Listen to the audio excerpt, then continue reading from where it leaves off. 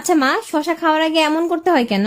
কেমন করতে হয়? এই যে শশার মাথাটা কেটে ঘষতে হয়। আরে বৌমা, এইটা জানো না?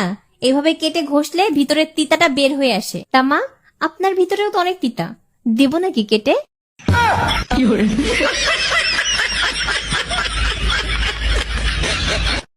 যখন নতুন নতুন বিয়ে হয়।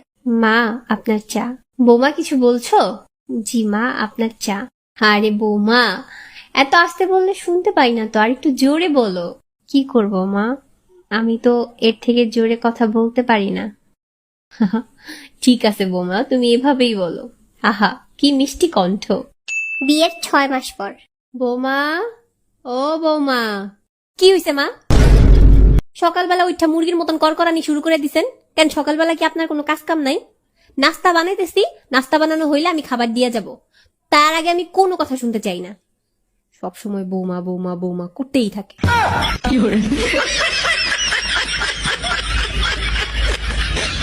ভাবি, একটা কথা জিজ্ঞেস করবো, কিছু মনে করবেন না তো? মনে করার কি আছে, দেওয়াররা ভাবিকের কাছে সবকিছু জানতে পারে। আচ্ছা, আপনাদের তো নতুন বিয়ে হয়েছে তাই না? হ্যাঁ, বিয়ে হইছে 3 মাস হইলো। তা ভাই হানিমুনে কোথায় নিয়ে গেছিল? বেডরুমে।